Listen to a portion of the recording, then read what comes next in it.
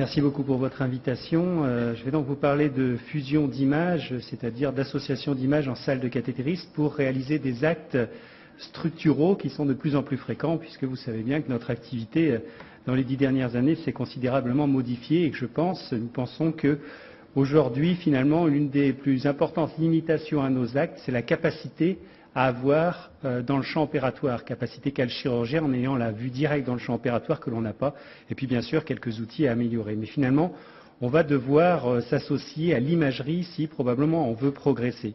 Quel est le principe de la fusion d'images? C'est de reprendre un scanner qu'on a fait pour l'examen ou le plus souvent qui a été fait précédemment pour une autre raison, transformer ces images pour les associer à la fluoroscopie et projeter cette image en salle sur un écran à part, de façon à ce que le cathétériseur ait son écran habituel de fluoroscopie plus l'écran fusion d'images.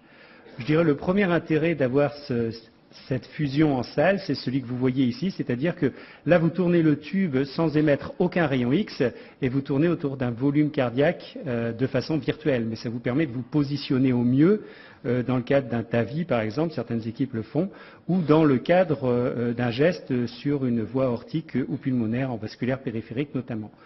Le premier temps, c'est un temps de segmentation, c'est-à-dire isoler notre zone d'intérêt. Dans le cas présent, il s'agit d'une voie pulmonaire malade, comme vous le voyez.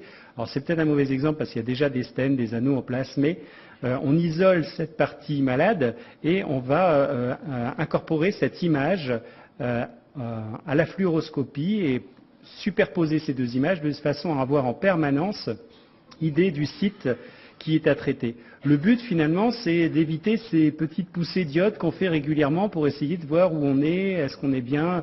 On fait un dernier contrôle évidemment avant de positionner le stent, mais vous voyez que dans l'image de mon patient, on a positionné le stent d'abord sans aucune injection et puis ensuite on va larguer notre prothèse donc sur le terrain propice, mais après là un contrôle. Donc finalement un seul contrôle nous permet de faire le geste avant de finir par une vraie revalvulation percutanée de cette voie pulmonaire. Ici c'est une valve Mélodie, mais aujourd'hui on met quasiment que des Edwards dans cette position avec de très bons résultats. Et vous voyez qu'on largue, alors là il y a déjà du matériel d'implanté qui nous aide, mais lorsqu'il n'y a pas du tout de matériel, vous pouvez imaginer l'aide qu'apporte l'existence de cette image fusionnée en salle de cathétérisme interventionnel. Un second exemple, celui du MitraClip dont on a parlé en début de cet après-midi. Cette fois-ci, ce qu'on va isoler, ce n'est pas la voie pulmonaire. Notre zone d'intérêt, c'est l'oreillette gauche, un petit peu comme les rythmologues. Et sur cette oreillette gauche, eh bien, on va pouvoir définir un certain nombre de zones d'intérêt, parmi lesquelles, évidemment, l'anneau mitral, mais aussi le septum atéroauriculaire, et aussi, et ça c'est plus, je dirais, expérimental pour nous en ce moment, la zone qui nous paraîtrait propice à une ponction transseptale. Je vous arrête de suite, je n'ai pas dit qu'on faisait les transseptales sur la fusion d'images, c'est juste pour voir si on peut repérer une zone plus adéquate qui sera un élément de plus lors de la ponction. Donc on repère ces zones d'intérêt, vous voyez ici le repérage de l'anneau mitral, de l'anneau aortique et de la zone de ponction. Avant de faire le geste, ici en salle de cathé, vous voyez que sur cet écran on a l'image normale et sur cet écran on a l'image fusionnée qui reste en permanence et vous voyez qu'on tourne autour de cette image lorsque l'on tourne le tube, ce qui nous donne donc un élément du volume cardiaque pendant la procédure. Donc voilà la procédure avec la ponction transseptale.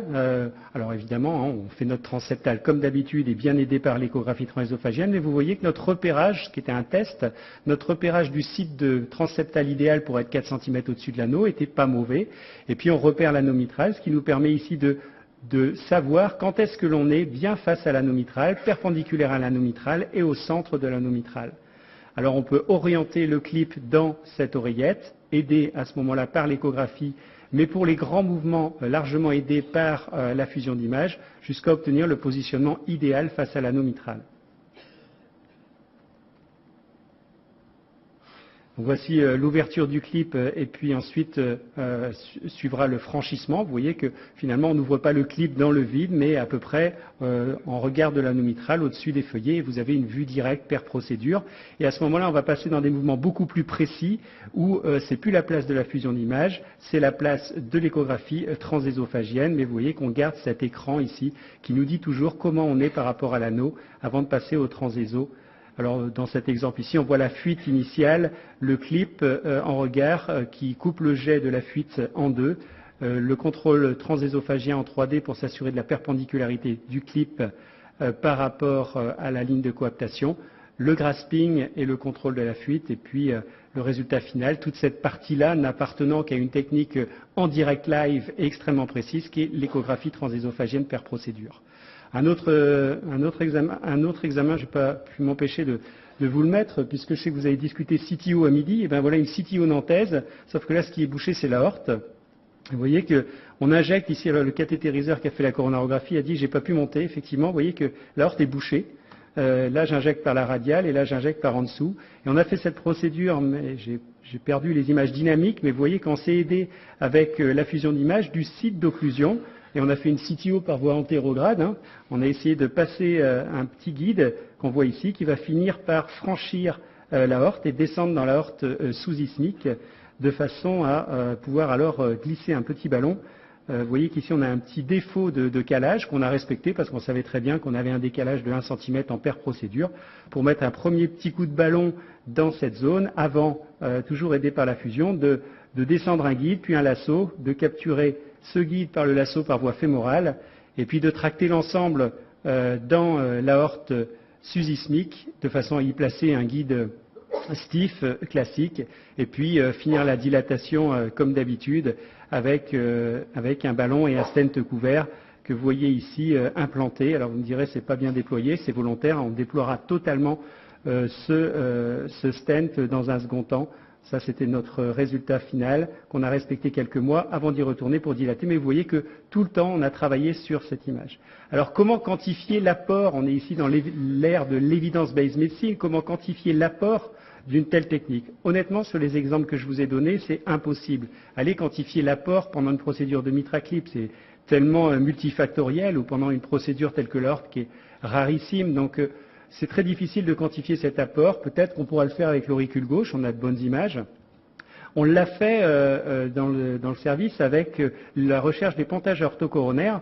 Vous savez qu'il est plus long de chercher un pontage orthocoronaire pendant une coronarographie et que c'est plus irradiant pour le patient et que ça utilise plus de produits de contraste. Et ce qu'on sait dans l'histoire aussi, c'est que le fait que des marqueurs soient posés sur les sites d'implantation du pontage, notamment veineux sur l'aorte, permet de diminuer le temps de procédure, l'irradiation, le nombre de cendres et le produit de contraste. Simplement, ça ne se fait plus aujourd'hui parce que ça crée des artefacts sur les scanners et donc les radiologues et les cardiologues qui font l'imagerie n'aiment pas que de tels marqueurs restent. Donc on a pris en prospectif les patients qui arrivaient en cathétérisme chez nous et on a regardé si depuis leur pontage orthocoronaire ils avaient eu ou non un scanner, pas forcément fait pour ce motif.